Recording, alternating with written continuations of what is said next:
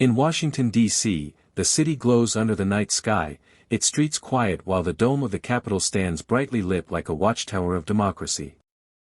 Inside that dome, however, there is no calm. Lawmakers sit in tense debate, voices raised, faces stern, papers scattered across polished wooden tables. On one side, politicians argue passionately that America cannot continue on a path of ever-growing debt. They insist that government spending must be cut, that the future of the country depends on tightening the budget now. Across the aisle, the opposing group stands firm, defending social programs, healthcare, education, and defense. They argue that cutting these services would harm millions of ordinary citizens who depend on them for survival and security. The clash of ideologies grows louder as the midnight deadline draws closer. The budget bill must be passed to keep the government running, but compromise seems impossible. The chamber feels less like a place of governance and more like a battleground where neither side wishes to surrender. Outside, the city sleeps, unaware of the storm brewing behind the grand columns of the Capitol. Each tick of the clock carries the nation closer to a shutdown, a moment when offices may close, workers may lose pay, and services may halt. The atmosphere is heavy, as though time itself is pressing down on the shoulders of the lawmakers. In this restless night, the nation's future hangs in balance, hostage to political division and the unwillingness to bend. In a quiet neighborhood in Ohio, the sun rises gently, painting the sky in shades of orange and gold. Inside a modest home, the day begins with a heavy silence rather than the usual cheer of morning. A father, dressed in his government office uniform, stands in front of the mirror adjusting his tie. His face carries the weight of worry. He knows that with the looming shutdown, his paycheck might not come, even though he will still be expected to work. Across the kitchen table, his wife pours coffee into chipped mugs, her eyes clouded with concern. She works as a teacher and fears that education funds and school programs could be delayed, hurting not only their family but the children she teaches every day. Their teenage daughter, Emma, scrolls through her phone, reading alarming headlines about the shutdown. She slams it down in frustration, her dreams of attending college suddenly shadowed by uncertainty. Without financial aid, the future she has worked so hard for seems threatened. In this household, politics is not a distant fight in Washington, it is a daily struggle. Bills must still be paid, meals must still be cooked, and life must go on. Yet every member of the family feels the pressure, as if they too are sitting inside Congress, caught between two sides that refuse to meet halfway. The shutdown is no longer an abstract debate, it is a direct wound to ordinary families who carry its burden in silence. In the heart of the Capitol, behind closed doors and guarded hallways, the real battle unfolds like a tense game of chess.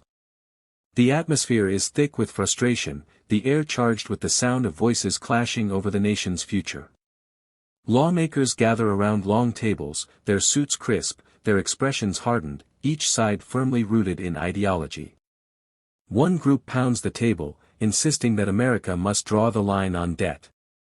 We cannot keep borrowing endlessly, they argue, their voices sharp with urgency.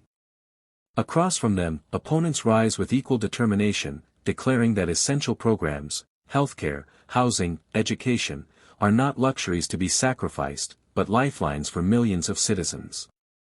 To cut them, they say, is to abandon the very people the government is meant to serve. The debate is not only about numbers on paper, hidden beneath the arguments are deeper agendas. Immigration reforms, military spending, climate policies, all are quietly woven into the fight, turning the budget into a battlefield of competing visions for America's future. With every hour that passes, the divide grows sharper, like a fault line ready to split the ground beneath. The chamber no longer feels like a place of negotiation but a war room, where strategies are drawn and concessions are withheld. Outside, the city remains unaware of the storm inside, but within these walls, the fate of the government hangs by a thread. The ticking clock is not just counting down hours, it is echoing the fragility of compromise itself. Across the country, the effects of the shutdown begin to ripple outward, spreading like falling dominoes. At the gates of a national park, a ranger pulls the heavy locks across the entrance, turning away families who had traveled miles to see America's natural beauty. Museums in the capital closed their doors, their grand halls now silent and empty. In airports, passengers stand in long, restless lines as federal workers show up to work without pay, their tired faces revealing the strain of uncertainty. In small towns, shopkeepers near government buildings see their businesses falter. With offices closed, there are no workers to buy lunch or stop in for daily necessities. Farmers in rural states find themselves unable to access federal loans they depend on for survival, while researchers in labs lose funding for projects that may never resume. Even soldiers, men and women in uniform, begin to worry about delayed paychecks as their families wait anxiously at home. On television, news anchors report the unfolding chaos with dramatic urgency, their words echoing in households already feeling the weight of anxiety. The shutdown is no longer just a political deadlock in Washington, it is a growing storm that touches lives in every corner of the nation. What began as arguments in marble chambers has now spilled into everyday life, disrupting routines, draining hope, and reminding citizens that when leaders fail to agree, it is the people who pay the highest price. The dominoes continue to fall, one after another. In a dimly lit chamber of the Capitol, the air is heavy with exhaustion. After days of finger-pointing and fiery debates, the pressure has become unbearable. The stock markets have begun to shake, public anger is boiling over, and even allies within the same parties are urging compromise. Leaders sit across from each other at a long wooden table, their faces pale with fatigue but hardened with responsibility. Papers lie scattered between them, untouched coffee cups growing cold. This time, the tone is different, less fiery, more resigned. One voice breaks the silence: we must reopen the government. The people cannot suffer any longer.